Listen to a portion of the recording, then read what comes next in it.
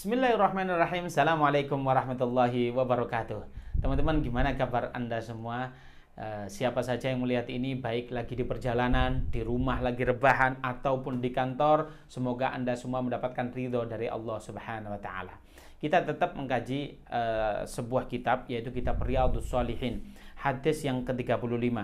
Hadis ini diriwayatkan oleh sahabat namanya Atha bin Abi Robah, yaitu sahabat Atha bin Abi Robah. Beliau itu adalah anak dari sahabat yang terkenal, yaitu anaknya Ibnu Abbas. Beliau berkata apa? Apakah kamu mau kukasih tahu siapakah wanita yang masuk surganya Allah Subhanahu wa Ta'ala? Ada wanita yang dikategorikan ahlil jannah. Orangnya masih hidup tapi diklaim bisa masuk surganya Allah Subhanahu wa Ta'ala. Ini kan keren sekali. Siapakah beliau? Nah, ini dikatakan ala araika imra'atun min ahlil jannah. Apakah kamu mau ku kasih tahu siapakah wanita yang dinas oleh Rasulullah masuk surganya Allah Subhanahu wa Ta'ala? Fakultu bala. Oh iya, ya mau dong. Saya diceritain kira-kira siapa nih yang masuk surganya Allah Subhanahu wa Ta'ala. Kemudian apa? Qala hadhil mar'atus sauda atan nabiyyi Muhammad sallallahu alaihi wasallam. Ini wanitanya, mohon maaf, kulitnya hitam. Kadang sebagian di antara kita mengatakan yang hitam itu tidak cantik. Tidak. Orang cantik itu ada pada posisinya. Ada yang cantik itu cantiknya karena hitamnya. Ada orang cantik itu cantiknya itu karena putihnya. Maka setiap orang itu memiliki kecantikan di setiap warna kulit masing-masing itu ada kecantikannya. Oleh karena itu dikatakan ini, tetapi yang dikatakan orang ahlil jannah ini adalah orang yang berkulitkan hitam lekat, begam begitu.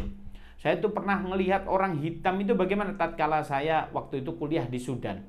Mungkin beda. Orang seperti saya kalau di Indonesia mungkin hitam ya agak-agak hitam sawo coklat matang begitu. Di sana ada yang lebih hitam daripada saya. Bahkan hitamnya seperti apa? Kalau kopiah hitam, ya seperti itulah.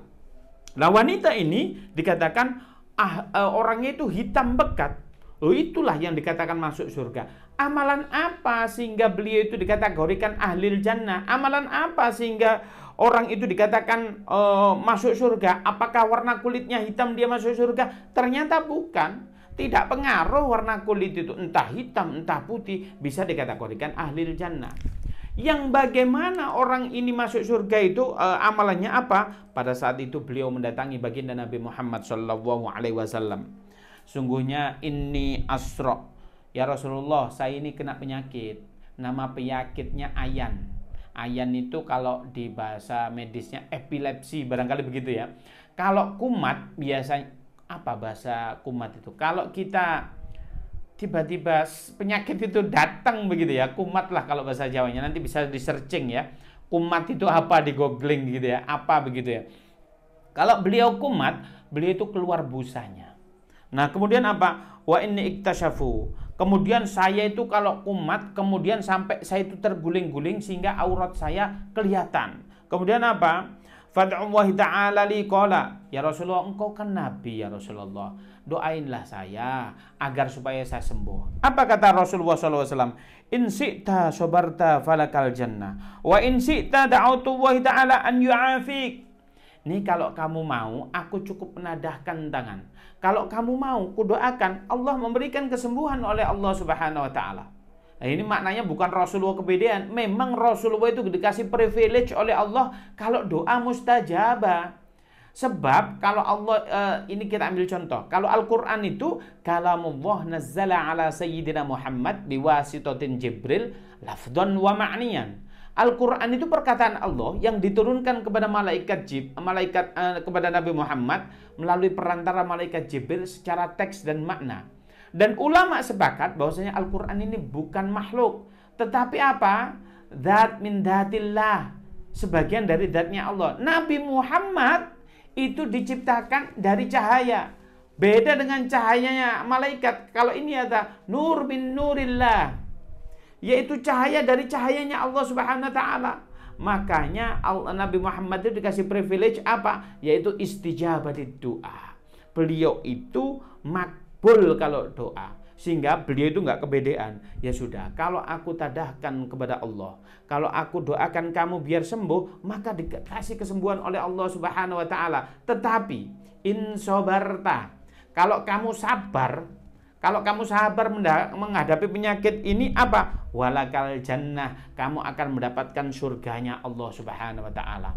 Ini kan jadi bimbang ini. Kalau ada di antara teman-teman yang mendapatkan apa ini? Mendapatkan tawaran begitu. Kalian yang hidup di sini, mau nggak? Ini yang jomblo, kamu dikasih jodoh yang cantik. Kemudian dikasih harta yang luar biasa banyaknya, dikasih mobil, dikasih apalah yang Anda inginkan. Tapi atau ada pilihan choice yang lain apa? Kalian nggak mendapatkan itu, ya seperti sekarang lah. Masih usaha dan lain sebagainya, tapi Anda mendapatkan apa? Mendapatkan jaminan surganya Allah Subhanahu wa taala. Cukup Anda sabar atas keadaan ini. Ini kira-kira bagaimana? Kita milih apa ini? Bingung dong. Kalau milih urusan duniawi, ya mungkin kita hanya bertahan berapa sih? Kita ambil contoh. Kalau umur kita seandainya 40 tahun begitu. Tinggal berapa sih umur kita? Rasulullah bilang, berkata apa? Umur umatku itu kurang lebih antara 60 sampai 70 tahun. Kalau 40 maknanya ya kurang 20 tahun. Emang 20 tahun itu kehidupan kita yang separuh buat tidur. Berarti tinggal 10 tahun. 10 tahun itu kita nggak semua seneng. Yang seneng paling 5 tahun. Yang nggak seneng 5 tahun. Yang seneng banget paling 2 tahun, yang nggak begitu seneng itu 3 tahun. Oleh karena itu kita berpikir bagaimana? Apakah tawaran yang A atau B? Pastinya kalau kita masih bimbang. Tetapi kalau sahabiah wanita ini mengatakan apa? Ya sudah ya Rasulullah, aku putuskan aku memilih surganya Allah Subhanahu wa taala. Sehingga apa? Beliau rela tidak sembuh. Rela penyakitnya itu kumat-kumat terus begitu ya. Ternyata apa dikatakan di sini? Tapi ya Rasulullah, aku bisa nggak engkau doakan? Apa yang engkau mau? Iya, saya ini kalau penyakit ayan saya kumat. Kalau nanti kumat ini mohon di searching lagi ya. Apa ini bahasa Indonesia yang kumat gitu ya. Kalau kumat, itu saya itu tersingkap aurat saya, kelihatan. Saya mintakan ke Allah Subhanahu wa taala, tatkala saya kumat, aurat saya tidak tersingkap. Baju saya tidak kelihatan. Karena apa? Nanti saya malu di hadapan Allah Subhanahu wa taala. Oh, begitu. Ya sudah, kamu kudoakan. Maka kalau ada orang sakit, kemudian dia sabar atas penyakitnya, maka apa? Dikasih reward oleh Allah Subhanahu wa taala, surganya Allah Subhanahu wa taala. Itulah orang yang sabar. Sabar itu bagaimana? Ini ada cerita lain. Ada seorang wanita.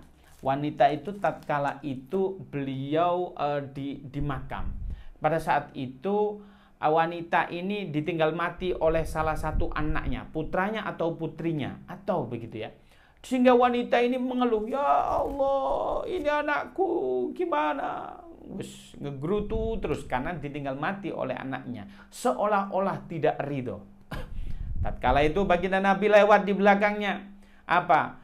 Ditegur oleh baginda Nabi, ittaqillah fasbir, tawakal ke Allah, sabaro kamu, Mbak Yu, tawakal ke Allah, sabar ya kamu. Apa jawaban dari ibu-ibu ini? Enak saja kamu ngomong, kamu itu nggak ikut ngelahirin. Gimana rasa sakitnya melahirkan? Aku yang merasakan. Anak ini lahir, ku sayang-sayang, sekarang baru bisa jalan sedikit diambil oleh Allah. Aku yang merasakan sakitnya. Ini Rasulullah dimarahi model begini nih. Tapi Rasulullah nggak marah pada saat itu. Rasulullah, loh aku ini Rasulullah, kamu nasihatin kok begitu? Enggak, Rasulullah diam. Oh ya sudah. Rasulullah pulang. Sahabat yang belakangnya itu bilang gini, Mbak Yu, ngawur aja kamu itu. Kenapa kamu kok marah-marah ke saya? Tadi itu Rasulullah. Loh, kamu nggak bilang tadi kalau itu Rasulullah. Tahu kalau itu Rasulullah, saya kan mendengarkan Rasulullah. Ternyata ibu-ibu ini emosi gitu ya. Nggak tahu kalau yang menghampiri beliau itu adalah Rasulullah. Kemudian apa yang terjadi?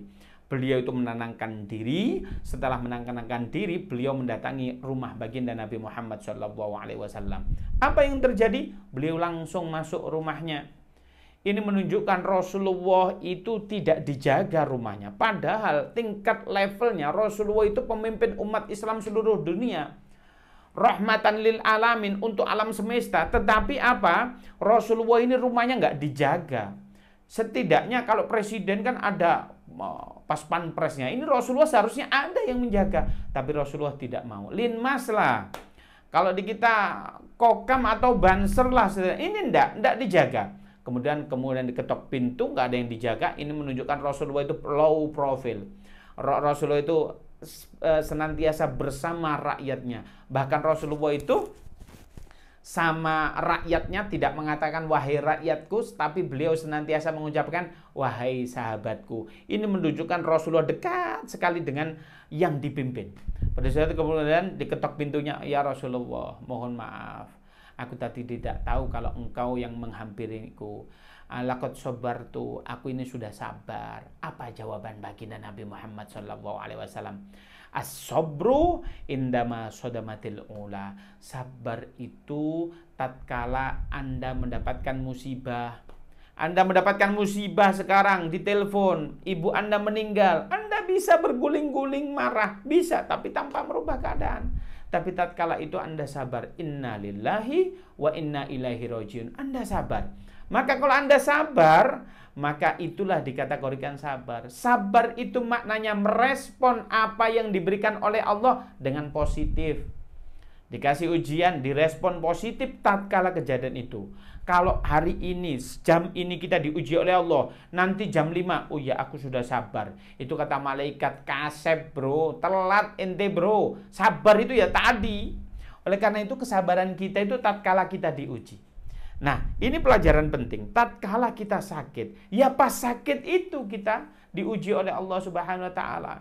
Ternyata apabila kita diuji oleh Allah Subhanahu wa taala, kita lolos, maka kita akan naik derajat kita. Sebab Allah Subhanahu wa taala mengatakan mayyuridillahu khairan yusib minhu. Barang siapa yang dikehendaki oleh Allah akan menjadi lebih baik, pasti akan diuji oleh Allah Subhanahu wa taala. Jadi kalau Anda itu diuji oleh Allah, sabar. Sabar dalam menghadapi, maka rewardnya apa? Anda akan ditingkatkan derajatnya. Siapakah yang diuji oleh Allah? Semua orang akan diuji. Levelnya kiai, levelnya ustadz, levelnya orang awam, baik itu wanita maupun laki-laki, akan diuji oleh Allah Subhanahu wa taala. Ini ada cerita sedikit. Ada seorang ulama namanya Kiai Baseso. Kiai Baseso itu alimnya luar biasa. Alim, dan beliau faqih dan beliau ahli ibadah. Beliau itu saking alimnya, diceritakan muridnya aja yang ngaji ke beliau itu kayak terbang begitu. Ini saking saktinya beliau, saking alimnya beliau. Suatu ketika beliau itu mendapatkan santri baru. Guru, saya ini belum bisa apa-apa. Saya ini orang yang baru hijrah, baru taubat, mohon bimbingannya. Oh iya, kata gurunya apa? Ya sudah, malam ini kamu zikir, malam ini baca istighfar. Gimana guru? Astaghfirullahaladzim, astaghfirullahaladzim. Muridnya ini melakukan astaghfirullahaladzim, astaghfirullahaladzim. Dilihat oleh gurunya, ini luar biasa anak ya. Disuruh istiqomah, dia nggak tidur, istighfar terus. Wah, ini luar biasa, canggih itu. Dikasih amalan ini, dia lakukan. Diajarin sholat, dia sholatnya luar biasa. Diajarin apa? Luar biasa. Sampai suatu ketika gurunya ini bilang, dia bahwasannya ilmuku sudah habis. Ilmuku sudah habis. Maka semua ilmuku ini sudah engkau berikan. Dan engkau sekarang itu lebih alim. Dan engkau menjalankan syariat Allah lebih faqih daripada aku. Aku ini ngiri dengan engkau. Engkau ini siapa? Kira-kira engkau itu apa rahasianya engkau melakukan ini bisa sehebat kamu ini?